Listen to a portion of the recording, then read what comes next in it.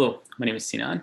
I'm a senior materials engineering undergraduate student at McGill University. And for the IEEE FLEPS conference, I'll be presenting the work I conducted at the National Research Council Canada under the supervision of Senior Research Officer Dr. Taya Chu.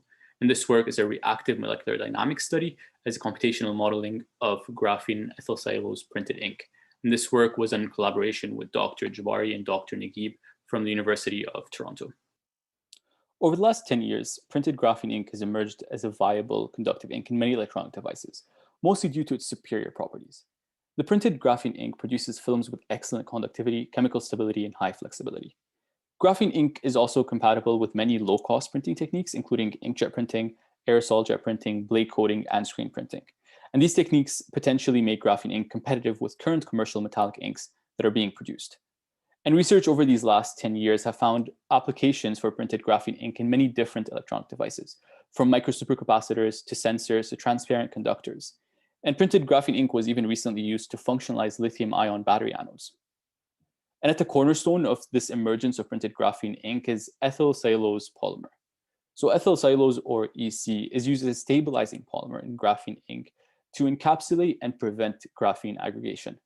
The chemical structure of this polymer is shown to the right here, and it contains a cellulose backbone with cyclic cellulose units and a CH2CH3 or an ethyl functional group. And one of the first few papers that looked into stabilizing graphene with EC found that this mechanism of encapsulation that you can see here in the schematic resulted in a high concentration of graphene in the final ink. And the EC shown here in gray encapsulates individual graphene flakes and helped maintain pristine low defect graphene, which of course is very crucial for the superior electrical properties of graphene. And as with most stabilizing polymers, EC is a non-conducting polymer. So you need to remove the polymer to actually activate the electrical conductivity of the graphene film. And EC requires around 400 degrees Celsius for it to fully decompose. However, the resistivity measurements of annealed graphene EC films showed some surprising results. The graph here shows the resistivity of the film at different chosen annealing temperatures. And what was surprising was that leaving partially decomposed EC residue within the graphene film led to lower resistivity, which means higher film conductivity, compared to fully removing EC from the graphene film at 400 degrees Celsius. So it seems that the partial decomposition of EC within the graphene film was leaving a conductive carbon residue among the graphene flakes. And this phenomenon was first investigated in the 2013 paper by Sikor and coworkers from Northwestern University. But a significant amount of research on printed graphene EC films has been done since then that specifically exploit the improved electrical properties of this decomposed EC residue within the graphene film. A couple of papers by Jabari were also published in this domain, who is also a co-author on this paper as well. And there was a recent publication from Northwestern University last year that used this partially decomposed EC residue with graphene to functionalize lithium-ion battery anodes. But even with all these publications, the conductive decomposed EC residue has not been fully investigated in literature yet. And as more applications are emerging for annealed graphene EC films, it's important to study the role of decomposed EC residue, which can allow us to possibly increase the conductivity of the printed graphene films and could even lead to reducing the annealing temperature required to even below 250 degrees Celsius. So studying the role of EC decomposition promises to make graphene films even more competitive with current metallic commercial inks and more compatible with an even greater number of flexible substrates. And so in our study today, we're showing a molecular dynamic study that gives us atomistic insights from computational modeling of ethyl cellulose that will show us a degradation mechanism of this EC in the presence of graphene. And the objectives of our study were as follows. So first, we wanted to assess the EC decomposition mechanism in the presence of graphene and identify what the decomposed EC species were that were leading to this conductive network of EC residue. We also wanted to analyze the role of basal plane defects in graphene to see if they play any role in EC decomposition. And we wanted to explore any interactions or possible chemical reactions between the EC decomposed species and the graphene flakes. So to construct this model, we used a 5 nanometer, 5 monomer units of EC polymer. We used a 5 by 5 nanometer structure for pristine graphene that's roughly around 1,000 atoms. For the defective graphene, we introduced a low defect density, as is the case with current graphene flakes within the graphene ink. And this is based on roughly 955 atoms. And we added 24 EC molecules to this graphene supercell. So we can achieve a 20% graphene by weight in the supercell, which is very similar to the graphene ink that's currently being used. And all this packing structure and the geometry optimization was done in Material Studio. And here in these two figures, you can see the final relaxed geometry of pristine graphene packed with 24 EC molecules and defective graphene that's packed with 24 EC molecules. So these two structures were then taken and exported to LAMMPS, which is a molecular dynamics software. Periodic boundary conditions were applied in all three directions. And the annealing stage that was implemented was at 1500 Kelvin for 200 picoseconds to ensure full decomposition of EC. The force field that was implemented was REACTS-FF, and this is a bond ordered based force field that was seen to accurately describe bond breaking and forming in hydrocarbon systems. And it's been used in many previous molecular dynamic studies for graphene annealing, graphene oxide annealing, reduced graphene oxide annealing as well.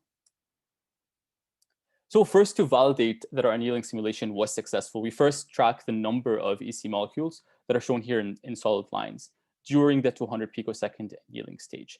And as you can see in the graph, the EC molecules in both pristine graphene, that's shown in red, and defective graphene, shown in green, fully decomposed within the first 150 picoseconds of the simulation. And from the experimental literature on EC pyrolysis, we also found that the secondary products that form are alcohols, aldehydes, and alkyl hydroperoxides, with ethanol being the most common secondary product that are formed.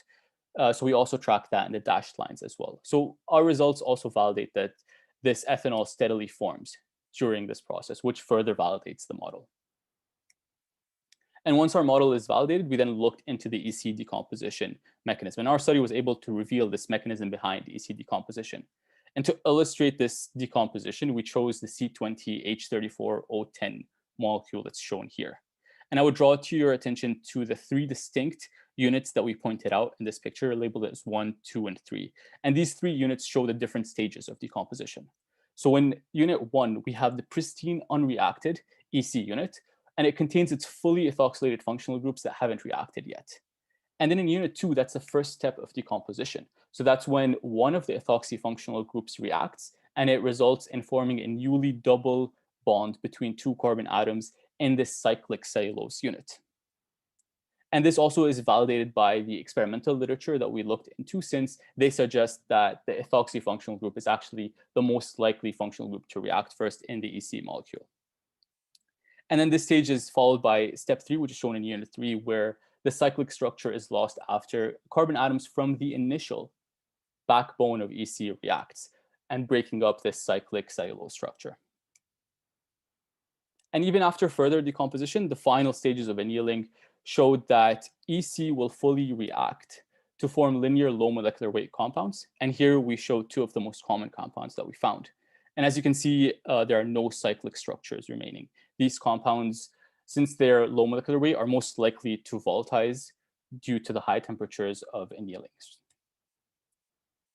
And in this study, we also wanted, as mentioned earlier, to study any interactions or reactions of the EC species with the graphene flakes. And we looked at this qualitatively with defective graphene and with pristine graphene. Our results showed that there were no chemical reactions with either graphene sheet. And we also did not see any oxygen functional groups that adsorbed onto the surface of the graphene. And some experimental papers previously have attributed the oxygen content that they found in the graphene EC film to be due to any oxidation to the graphene flakes or adsorbed functional groups. However, our results showed that the oxygen that remains is strictly within the EC structure, and that there are no reactions between the oxygen functional groups and graphene itself. So evidently, any interaction between the EC residue and graphene is limited to van der Waals forces. So far in the study, we established the degradation mechanism of EC from its cyclic structure into linear low molecular chains, and we established that it doesn't chemically react with graphene. But how could this be related to the conductivity measurements that we showed before? So as you previously saw in the figure, the low resistivity occurs with partially decomposed EC residue between 250 and 350 degrees Celsius. So in our study, we suggest that this low resistivity is due to the double bonded carbon atoms within these cyclic chains that would be prevalent within this conductive EC residue. Whereas at higher temperatures, above 400 degrees Celsius, where you have higher resistivity, this is due to the complete removal of these cyclic cellulose units that would leave only linear low molecular chains that are most likely to volatilize from the graphene films. So in conclusion, the results of this paper show the very first atomistic study that looked into graphene and EC interactions during the annealing stage. What our results showed is that the initial decomposition mechanism occurs through the loss of the ethoxy functional group, leaving a cellulose unit that contains double bonds. And upon further decomposition, all this EC degrades into linear low molecular weight compounds. The interactions that we qualitatively observed between graphene and decomposed EC species were very limited to van der Waals forces without any chemical reactions that occur. And we also attributed the cyclic cellulose units with the conductive EC residue that was observed experimentally. In future work, we hope that further first principle studies will be used to investigate the electronic properties of these decomposed EC species that we were able to identify in this study. And hopefully this will form part of the computational literature that further propels the viability of using EC-based graphene ink in electronic devices. Thank you.